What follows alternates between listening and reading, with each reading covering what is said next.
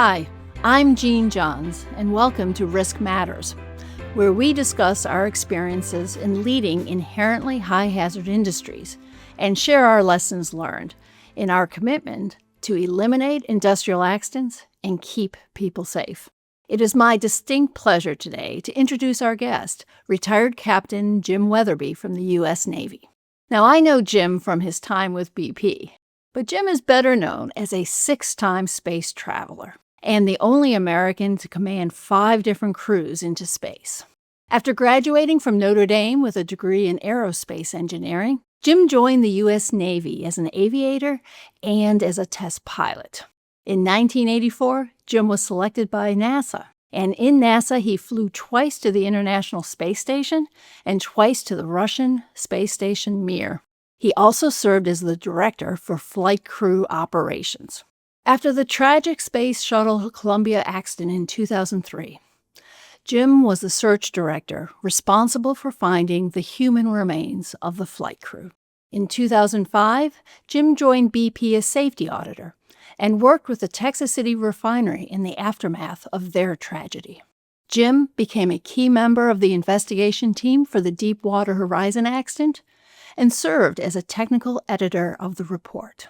With over 35 years of experience as a test pilot, astronaut, and a safety executive in the oil and gas industry, Jim authored Controlling Risk in a Dangerous World. Jim is also a proud and talented musician. And with that, I'd like to welcome Jim. Jeanne, thank you very much for having me. Great to see you again after all these years. Yes, it has been a while. And I have to say, as I reviewed your resume, it never ceases to just amaze me. It's just hard to know where to begin. But what does strike me is how much experience you've had in recovery efforts, be they with the Navy, with NASA, with the Space Shuttle, BP Texas City, the Deepwater Horizon. I mean, what attracted you to these dangerous businesses as well as kept you in them? Yeah, it's been a great privilege for me. First of all, the only thing I've ever really wanted to do since I was 10 years old was to fly in space. And it was such a privilege to do that, not only once, but 6 times. I've just absolutely loved working in dangerous businesses, but it's not the danger I like. In fact, I don't like the feeling of adrenaline if things start to go wrong. What I really love is controlling the risk. And so thanks for having me today to talk about these kinds of topics. And it's a fabulous privilege to do what you love for a living. Yes. And I know I personally always say that I've been so blessed to have such interesting work and to work with so many fascinating people like yourself. It really is a privilege. And you often talk about controlling risk. I mean, you literally wrote the book on it. And we'll come back to that in a minute. But there's one thing I'd like to explore in your resume first, and that sparked my curiosity. And that's your role as a musician. I mean, I fondly remember you playing with the BP Safety and Operational Risk Band during our time at BP. And in your book, you mentioned that your mother was a big influence on your love of music. I mean, how do you think about being a musician, and how did that impact your approach to safety and risk? Well, we started the band about 1.5 years after the Challenger accident, and the office was trying to get back in the mode of flying again. We were trying to really get excited about the return to flight. So we started a rock band.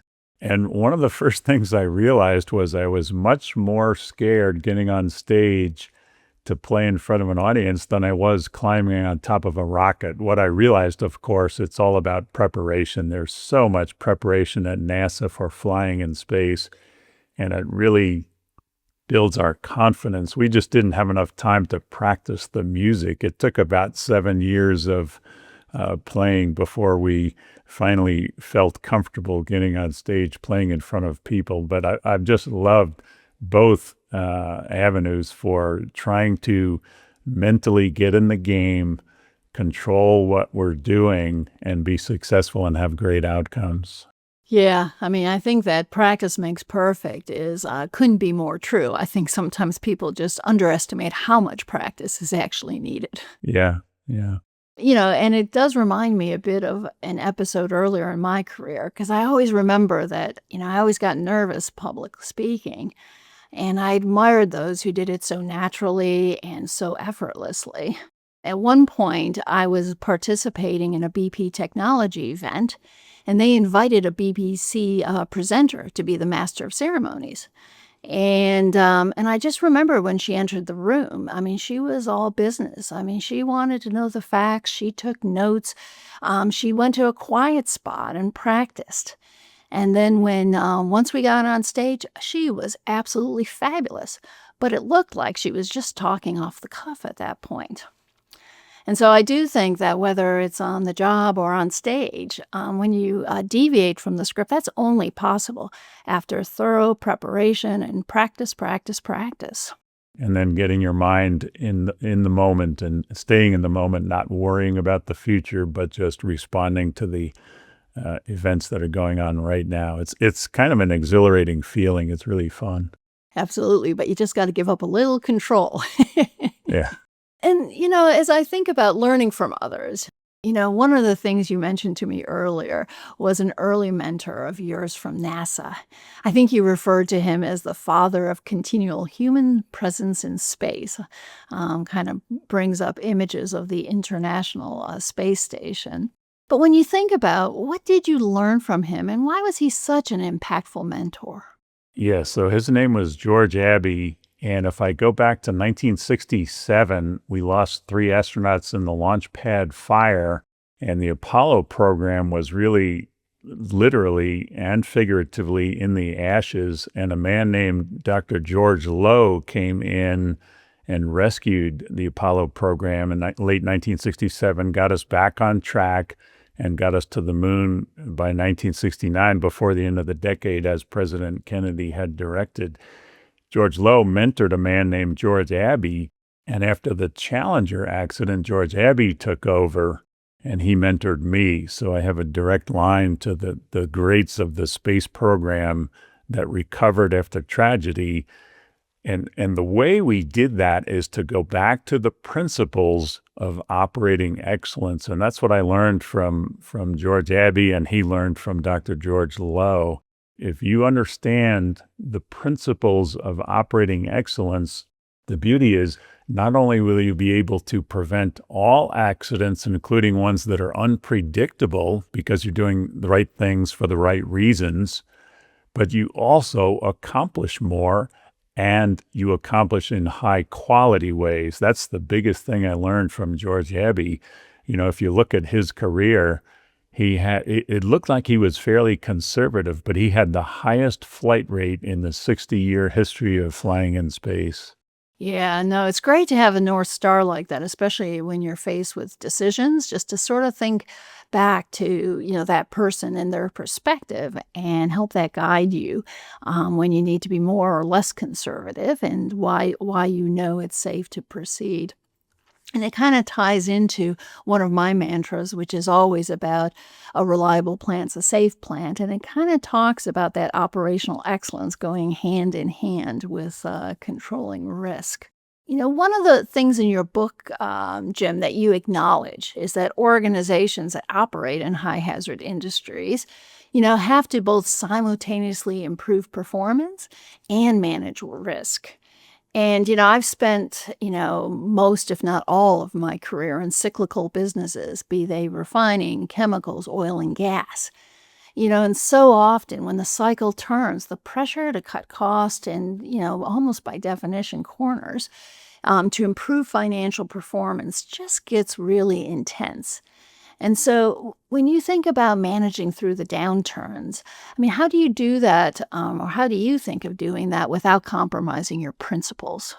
So that's the key, exactly. If you stick to the principles, which you do not violate, then it will work out for the best. I think back to the example I have is when I was the director of flight crew operations. So I was responsible for delivering crews to the launch pad in a high state of readiness, able to achieve the mission. And the leaders of the program that controlled the budget came to me one day and they said, You have this $29 million per year 3 degree of freedom simulator that we were using to train the astronauts to lift payloads out of the payload bay with a giant crane.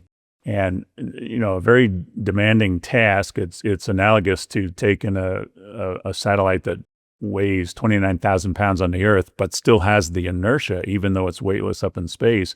If you make a mistake and you jam that into the side of the vehicle, it will go right through, like an 18-wheeler that has its brakes fail. It'll go right through the wall because of the inertia. So we had this great simulator, but it was $29 million a year. And so the program came to me and they said, we have to cut this out of the budget. You won't have the simulator anymore. Here, sign this piece of paper. And I said, now, wait a minute. You're saying I have to sign this piece of paper? What if I don't sign it? Well, we don't have the money, so you can't have the simulator anyway. So sign this piece of paper. And I said, well, let me take this home tonight. I'll think about it and I'll come back tomorrow. So the next day I came back to them and I said, here's the deal. I will sign this piece of paper and give up the simulator, but here's what you're going to give me. If we don't have the 3 degree of freedom simulator, I need many more 2 degree of freedom simulators in the form of computer-based training. I need more instructors. I have to assign the crews a year and a half ahead of flight instead of just 1 year ahead of flight, because my job is to deliver crews that are trained and ready to fly in space. And if you're going to take the money away from me, here's what you need to do to give me the ability to continue my mission. So I was not going to violate my principles, even though they were taking the budget away. My message is, I hope there's always a solution. If the budget is causing problems, there's something you can do, and do not violate the principles of operating excellence. That's a fabulous example. And I love, too, that you took it away to think about it. It's a decision that didn't have to be made in the moment. Yeah. And providing an option, is a good way to answer those pressures. It's recognizing the pressures, but also not violating your principles. Yeah. I think so often, and I think you mentioned in your book, people frame up in their minds that increasing profitability competes with preventing accidents. Yeah. And I just think it's important always to keep in mind that you kind of have to do both. You need to invest to prevent accidents, and you need to generate profits. Right. Right. And I do think that the way you frame up risk management as relying on operational excellence and the quality of work kind of helps reconcile that paradox. Yeah, and then you get both because, again, you're doing the right things for the right reasons and preventing accidents without even knowing it, but you're delivering high-quality work. And I also think it helps, resolve the accountability issues around safety. Because I remember early on in the industry when we really wanted take a step up on safety, and we didn't call it operating risk, but that's what it was. And our first reaction was to create big safety departments. And I think for a while there was some confusion about who was responsible for safety. It was almost like the safety department, it was their job to make sure that you did things safety. And I don't actually think that works. And I think over time, as an industry, we've gotten much better about, yes, you need a safety department, but actually safety and managing operating risk has to sit with the line. I mean, how do you think about accountability for safety? You bring up 2 points, both great points. The first is I was fortunate early in my career, I was flying single-seat airplanes, and so I could not rely on the safety officer in the squadron because I was alone facing the hazards, trying to complete the mission in my single-seat airplane. So I've always understood that I was the owner of safety and operations if I wanted to do the job well. But you bring up another great point about accountability, and I think that word is often misunderstood in so many organizations. They do understand half of the concept of accountability, which is blame after an incident or a problem. But the more powerful and valuable aspect of accountability is, how do you demonstrate accountability before an incident or before anything starts to go wrong? And that's where companies and even individual managers don't really understand the concept. So it's another thing I learned from George Abbey so well. If you think about responsibility, it means I must do something. It's in my contract. This is what I am supposed to do. But accountability is not a higher sense of responsibility. It's actually a shared two-person responsibility. If you think about accountability, comes from the business world to open up the books and give an account. So my boss, Mr. Abbey, would come to me periodically every 2 weeks, and he would ask good questions like, what's going on in the astronaut office now? What are the hurdles that you have? What are the challenges you have? Do you have the resources you need to solve the problems? What's coming up next week? And that feeling that he was going to ask me the same kinds of questions 2 weeks from now gave me an added sense of responsibility because I knew I had to answer his questions. So accountability before an incident is very powerful. Not only do I have my own personal integrity spurring me on to do great things for the organization, but I also have my boss who's going to come and ask me questions about how it's going. And by the way, he didn't only want me to share with him the sunshine report or things are going well.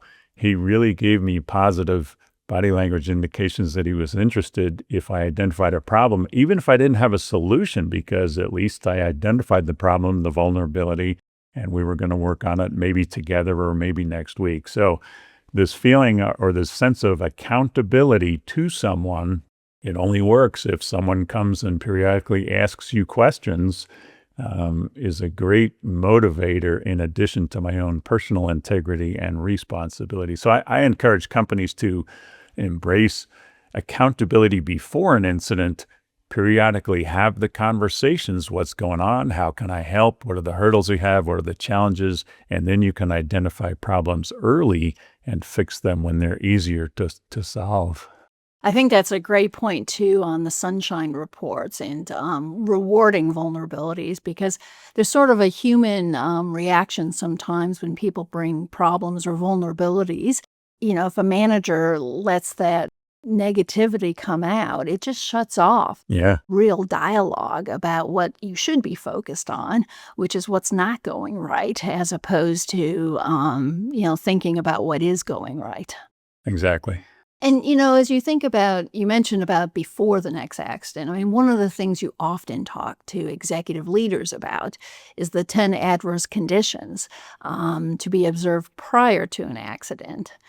And I think in the upcoming Pilko Governance Forum, you'll be tackling one of these, which is when organizations focus too much on results versus the quality of activities.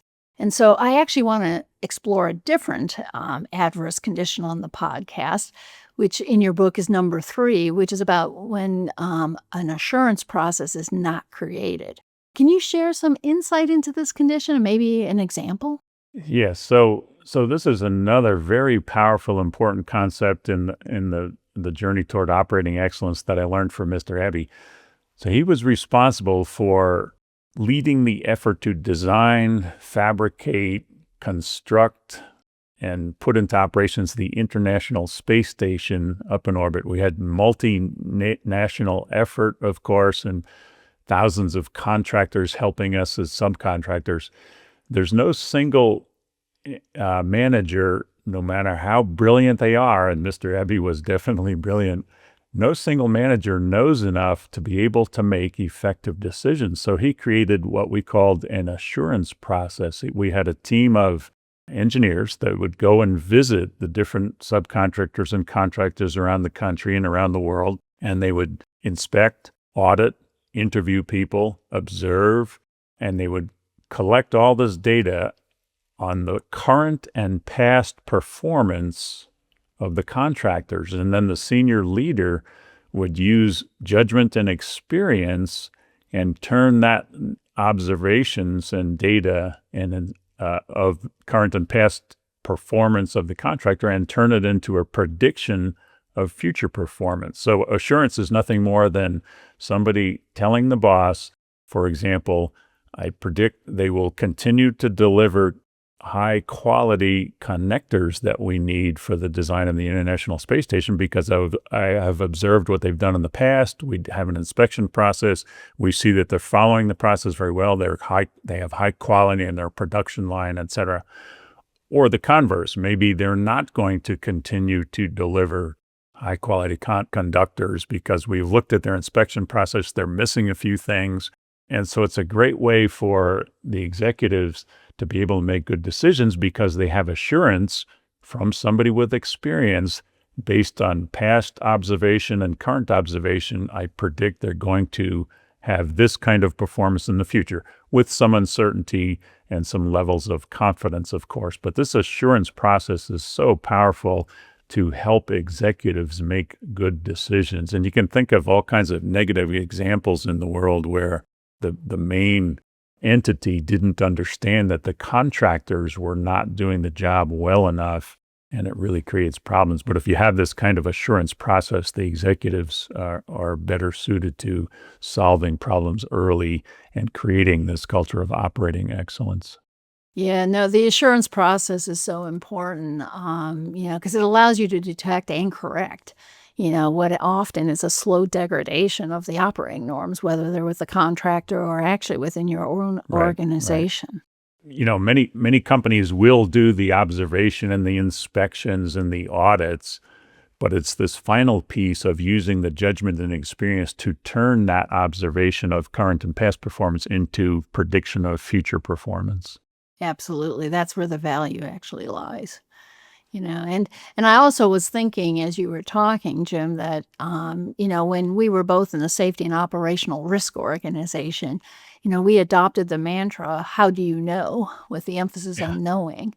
And I think that kind of is the same point, is that I think it dawned on us that a lot of leaders were making assumptions as to the quality of the work that was going on without actually the knowledge and getting into the field to actually observe it themselves and confirm or not the Right. quality of operations. Right. Exactly.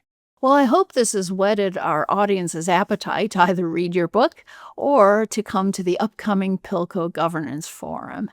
And I think actually this is a great time to take a quick break for a message from our sponsors. And when we return, we'll be segueing from the warning signs to how to control risk. Pilko Associates is the leading advisor to officers and boards on operational, EHS and ESG risks and liabilities in the global chemical and energy industries. With 45 years of experience, the firm advises on driving rapid, dramatic and sustainable improvements in safety, reliability and competitiveness.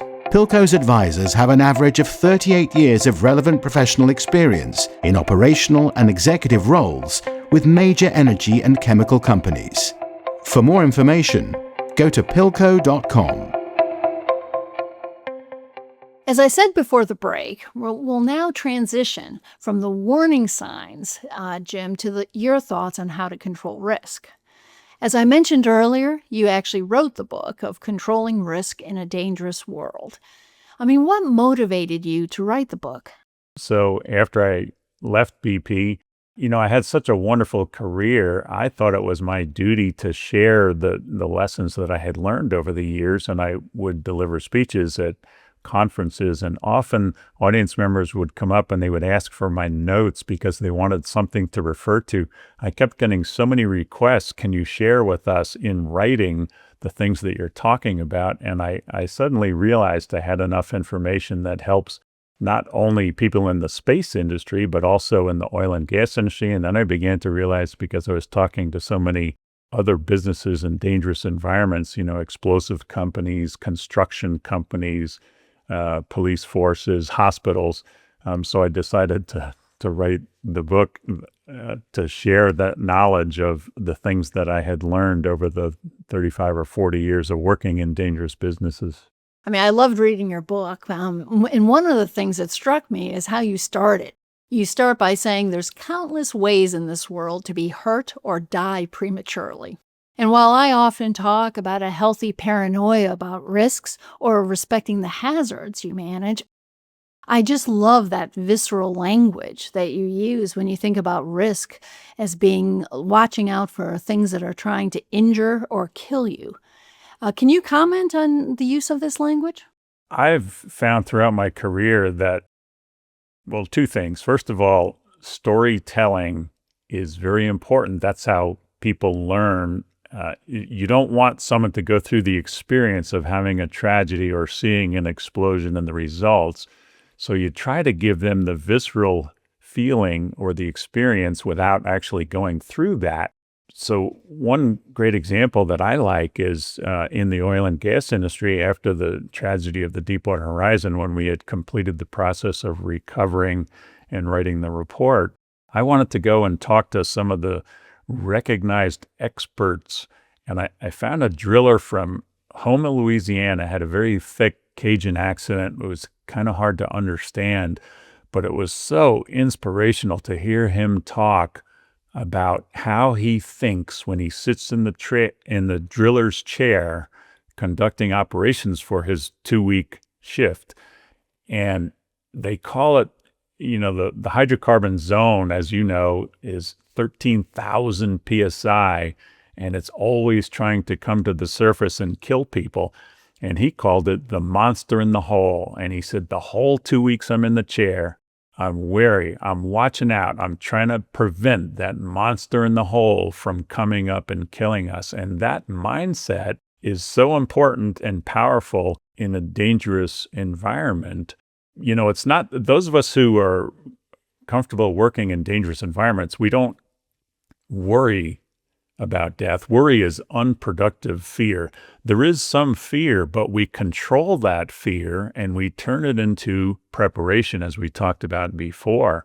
But the way that we talk about it keeps it important in our minds. And it's also a way to train the new folks that are coming in. If you use that kind of language, then they really get it and they understand the importance of operating excellence because they're hearing stories about the monster in the hole and death and destruction. And our job is to prevent that from happening.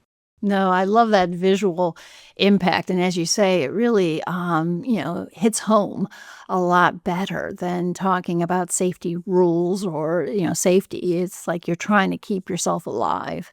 Yeah. That gets your attention. In your book, you did a great job at differentiating between different aspects and perspectives when it comes to controlling risk, whether you're an operator or a manager.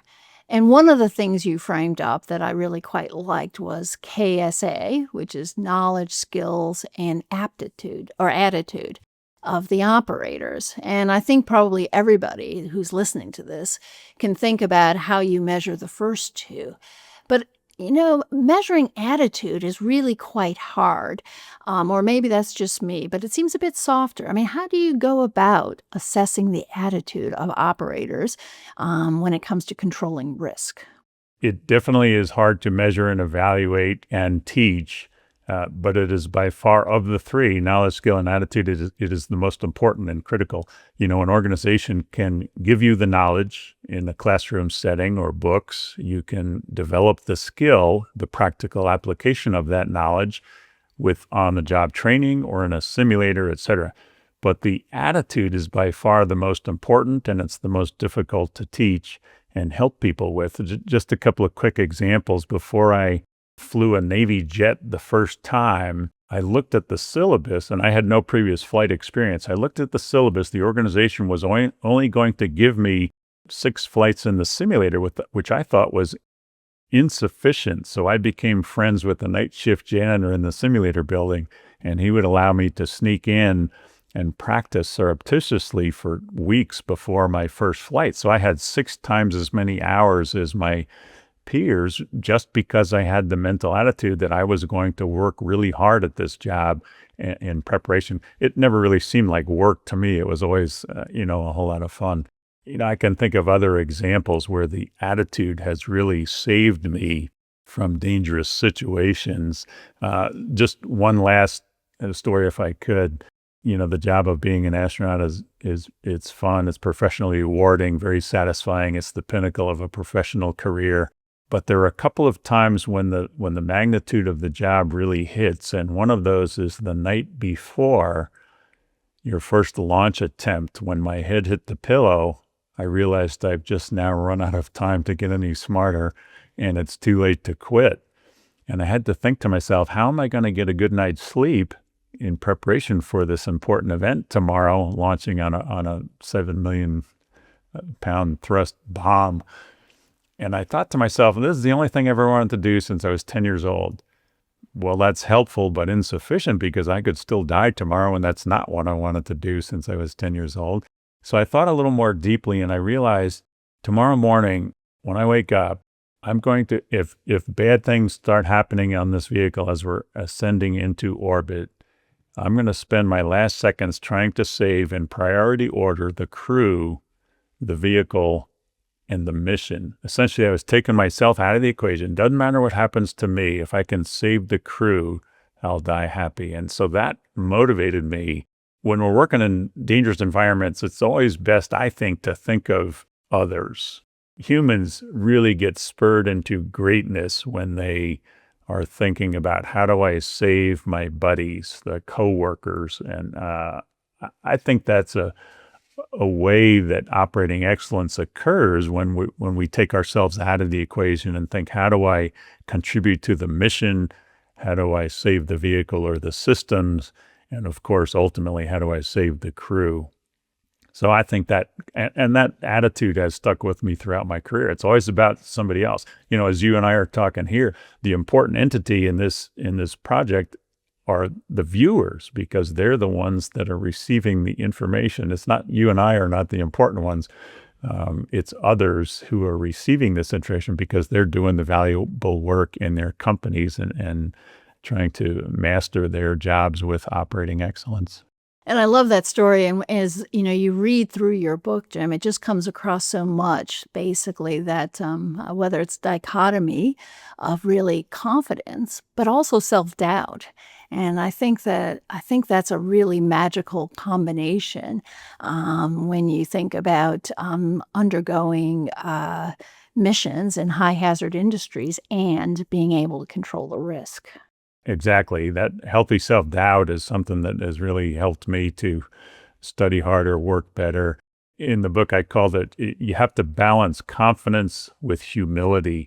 There are too many leadership coaches, I think, that talk about a leader needs to show vulnerability. I kind of disagree. Nobody wants to follow a leader who's vulnerable. That sounds like too much of a weakness to me. I call it humility. If you have confidence, it gets you into the arena and you won't make mistakes. But if you don't have humility, you won't realize you're making mistakes. So you have to have both, the confidence and the humility to realize, I know I have the confidence to do the job well today, but am I doing this job correctly right now? And it causes you to make sure you minimize errors and again, work with operating excellence. And you mentioned, or you've talked a lot about principle-based approach to controlling risk. I mean, how does that differ than how you sometimes see leaders showing up in the field? I think many organizations embrace the concept and the principles of managing risk. They do it very well. As you know, when we manage risk, we assess risk in disparate parts of the organization. We can decide how much money or funds to allocate or resources to allocate to reduce the risk or mitigate it below a certain level. And one of the products of the managing risk process is rules-based procedures. Do it this way. Here's the checklist. Follow the procedures. It's all great. Keep doing that, companies. They do it so well. But what we need to do is to supplement with a principles-based suite of techniques of operating excellence, which are open-ended and adaptable. Yes, you have to follow the rules, and it's very important. But if we can help the operators with the techniques of operating excellence or ways of thinking to supplement the rules, then they have a winning combination. Just a quick example, many companies have the rule that specifies you can't use a cell phone when you're driving on company time. So that's a rule. It's a very good rule.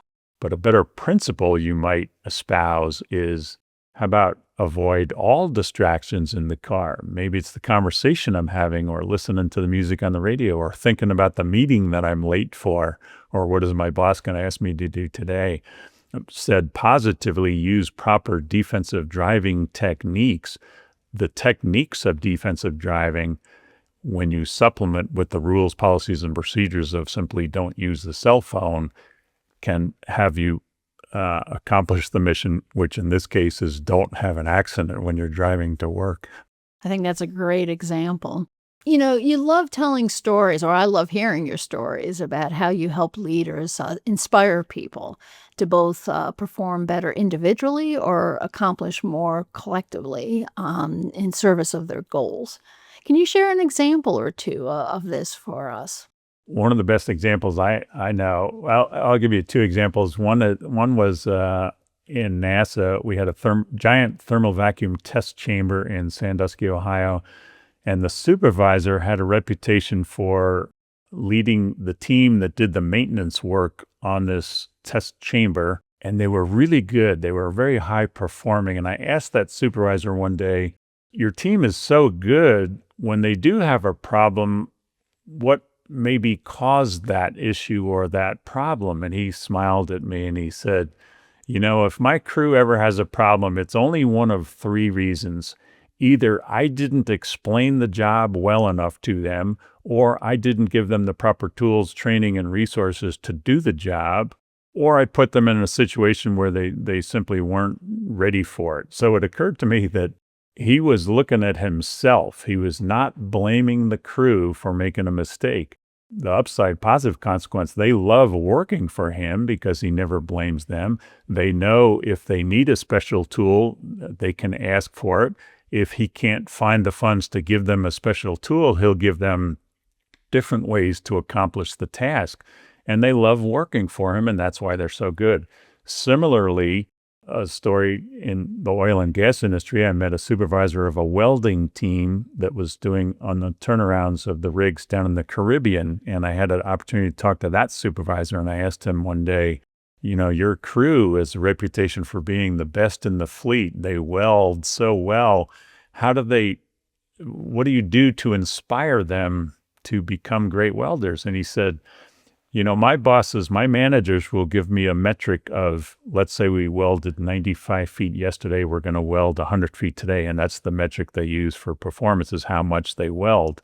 But he said, I insulate them from that metric. I ask them, please weld correctly. Let's figure out how to be the best in the fleet. And they have done that, and they love working for him. They take short breaks, they get to work. And often they do exceed the 95 feet because they're not having to repeat work. They weld perfectly. They don't fail inspections. They love the job because they're learning how to do really well. He has inspired them to operating excellence by shielding them from the metric. And the cool thing is they do accomplish the metric because they're learning how to do the job really well. So they do achieve more and more, which is exactly what the executives wanted. I love both those stories. I think the humility comes out of that first one, and the focus on quality versus end results on the second one. But they're both great examples. I could listen to your examples all day, Jim, but I think it's time for us to wrap up. What would you like to leave the audience with today? I think probably, and we touched on it early, I always think about the golden questions when we're working in a hazardous environment. I had a senior executive in a large company ask me one day, how do we prevent the next accident when we don't know where to look? So that's the first golden question. The second is, as we've talked about, how do we improve productivity and still be safe? The answer to both of those questions, I think, is operating excellence, which is a combination of managing risk, having the rigorous processes, the rules, policies, and procedures, but supplementing with the principles-based techniques of operating excellence, because now you have a winning combination where the workforce is operating with high quality, they're motivated to do the job well, and that gives them the ability to accomplish much more in high quality ways. And they're so fulfilled. They just love working with, better tools, better equipment, better techniques.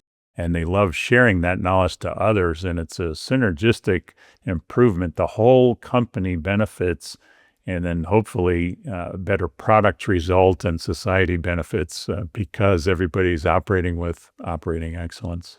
Yeah, I love that. And that sense of pride of the workforce just comes through as they operate excellently and Right, control the risk. Yeah. right. Well, I think that's a great message for us to end on. And I also love that it addresses that false dichotomy between safety and excellent results, perhaps, pulling you in two different directions. And I encourage everybody listening, if they want to hear more from Jim, to pick up his book of Controlling Risk in a Dangerous World, because you hear more about what he's talked about today. And Jim, I want to thank you so much for your time, sharing your knowledge, your passion about both managing and controlling risk. I have really enjoyed the conversation. Thank you very much. And we really hope that it helps the people who are involved in hazardous environments. That's what it's all in service of. Absolutely.